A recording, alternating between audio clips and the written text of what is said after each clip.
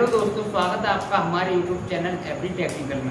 तो आज हम आपको बताएंगे कुछ ऐसी मोटर के बारे में जिस मोटर में हमारे में कैपेसिटर नहीं लगाया जाता है। ऐसे कौन से फैन मोटर होते हैं जिनमें हम कैपेसिटर नहीं लगाते हैं और सिंगल फेज एसी वोल्टेज पर वो वर्क करते हैं। तो उसी मोटर के बारे में आज हम बात करने वाले हैं, जिसमें इस मोटर का नाम होता है शेडेड पोल मोटर। ये जो एक ऐसी मोटर होती है जिसमें हम विदाउट कैपेसिटर इस मोटर को हम चलाते हैं। इसकी वाइंडिंग इस तरह से की जाती है, उसमें कैपेसिटर नहीं लगाया जाता है। कैपेसिटर हम क्यों नहीं लगाते हैं, कैपेसिटर का आखिर काम क्या करती है, ऐसी कौन सी चीज लगी हुई होती है मोटर के अंदर जो कैपेसिटर का वर्क करती है और हम कैपेसिटर को नहीं लगाते हैं। तो सबसे पहले मैं आपको बता दूं कुछ मोटर के बारे में। जिन फैन मोटर के अंदर कैपेसिटर नहीं लगाया जाता है उस मोटर को हम शेडेड पोल मोटर बोलते हैं। जिस मोटर के अंदर कैपेसिटर नहीं लगाया जाता है उस मोटर को हम शेडेड पोल मोटर बोलते हैं। जिसमें कैपेसिटर का काम कॉपर की लगी हुई पत्ती करती है। मैं आपको मोटर दिखा दूं। ये आप जो मोटर देख रहे हैं ये इस तरह की एक शेडेड पोल मोटर है, जिसमें हमारे 4 स्लॉट हैं। आप देख रहे होंगे 1 2 3 4। तो इस तरह का ये मोटर रहता है और इस मोटर की वाइंडिंग इस तरह से की जाती है कि कभी भी इस मोटर के अंदर हम कैपेसिटर को यूज नहीं करते हैं। जो हमारा कैपेसिटर होता है कुछ इस तरह का, आपने देखा होगा फैन के साथ में इस तरह का कैपेसिटर लगा हुआ होता है, जिसमें 2 वायर होते हैं, रनिंग वायर स्टार्टिंग वाइंडिंग से ये कनेक्ट रहता है। तो इस तरह का जो कैपेसिटर होता है हमारा, ये कभी भी हम इस मोटर के अंदर नहीं लगाते हैं। अच्छा, इस मोटर के अंदर कैपेसिटर हम लगाते क्यों नहीं है वो भी हम आपको बताएंगे। इस तरह का हमारा जो मोटर होता है इस मोटर को हम शेडेड पोल मोटर बोलते हैं। अब इसके बाद जिस मोटर में हम कैपेसिटर का जो काम करती है वो कॉपर की लगी हुई पत्ती करती है। आप देख रहे होंगे इस मोटर के अंदर आप कुछ ये देख सकते हैं, ये कुछ पत्तियां लगी हुई है जो कि 4 पत्ती हैं। ये हमारी कॉपर की रिंग बनी हुई होती है और जो कि मोटर के बीच में फंसी हुई होती है। तो इसी पत्ती के कारण हम इस मोटर के अंदर कैपेसिटर नहीं लगाते हैं, क्योंकि कैपेसिटर को जो काम करती है वो ये वाली हमारी कॉपर की पत्ती होती है, वो कैपेसिटर का काम करती है। उसके बाद पता उसकी बाइंडिंग करते समय फैन की लीड वायर उस तरफ निकाले जाते हैं जिस तरफ जो हमारी कॉपर की रिंग होती है, ये रिंग फंसी हुई है। तो ये एक हमारी पत्ती है, पत्ती को मोड़कर हमने रिंग बनाया है। तो आप देख सकते हैं इस साइड से हमारी जो रिंग है बिल्कुल प्लेन है, इधर कोई भी हमारा रिंग के अंदर जॉइंट नहीं है।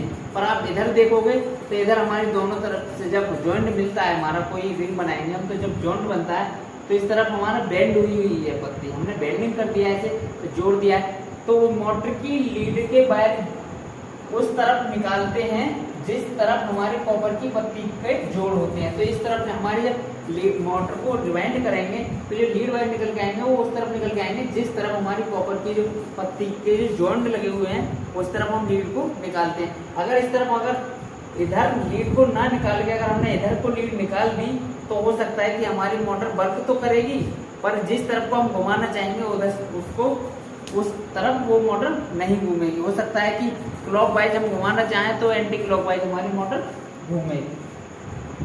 कॉपर की पत्ती में रिंग की तरह, कॉपर की पत्ती जो है स्टेटर में रिंग की तरह लगी हुई होती है। आप देख रहे होंगे एक रिंग टाइप में हमारी ये पत्ती लगी हुई है। यहाँ हमारा खांचा कटा हुआ है, इस खांचे में ही इधर से इस तरह से डाल दिया है और कुछ रिंग की ही तरह हमारी पत्ती जो है बन गई है इसकी।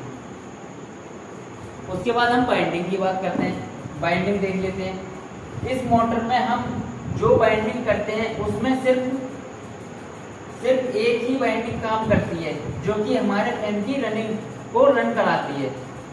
इस मोटर के अंदर जिस बाइंडिंग को हम करते हैं वही बाइंडिंग हमारी फैन को रन कराती है। ऐसा कुछ नहीं है कि इस फैन में हम स्टार्टिंग व रनिंग बाइंडिंग करते हैं, ऐसा कुछ नहीं होता है। सिर्फ एक ही बाइंडिंग होती है जो कि पूरी तरह से फैन को रन कराती है। तथा उस मोटर में टोटल 4 कॉइल होती हैं। 4 कॉइलों से बाइंडिंग की जाती है, जो कि चारों कॉइल आपस में एक दूसरे से जुड़ी हुई होती हैं। आपस में किस तरह से जुड़ी हुई होती हैं, वो सिर्फ ऐसे जिसका जो कनेक्शन रहता है वो 1 से 3 ही रहता है।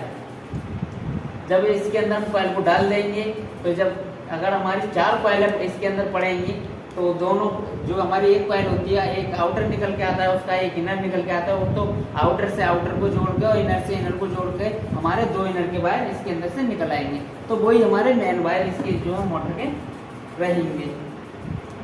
कॉइल कॉपर या सिल्वर किसी की भी हो सकती है। आप इसको चाहे कॉपर से रिवाइंड कर सकते हैं, चाहे आप एल्युमिनियम से रिवाइंड कर सकते हैं। ऐसा कुछ नहीं है कि आप इसे कॉपर से ही रिवाइंड करेंगे तब हमारी ये मोटर है चलेगी, तो ऐसा कुछ नहीं है।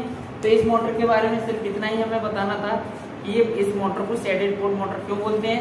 शेडेड पोल मोटर इसलिए बोलते हैं क्योंकि हमारी इसका एक नाम है और इसमें हम कैपेसिटर नहीं लगाते।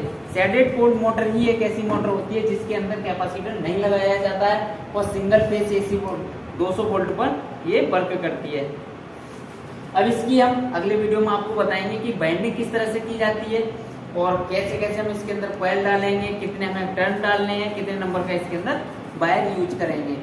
तो मिलते हैं किसी अगले वीडियो में। और हम आपको एक बात और बताते हैं, हमारे यहाँ ये सभी प्रकार के कोर्स भी कराए जाते हैं, जैसे house wiring, motor binding, refrigerator का काम हो गया, जैसे डीप फ्रीज हो गया, वॉशिंग मशीन हो गया, रेफ्रिजरेटर में जैसे single door fridge, double door fridge, water cooler, deep fridge, water dispenser, जितना हमारा कूलिंग का सिस्टम रहता है, हमें घरों में सामान ठंडा करने के लिए जितने फ्रिज वगैरह यूज करते हैं उनका सारा काम सिखाया जाता है।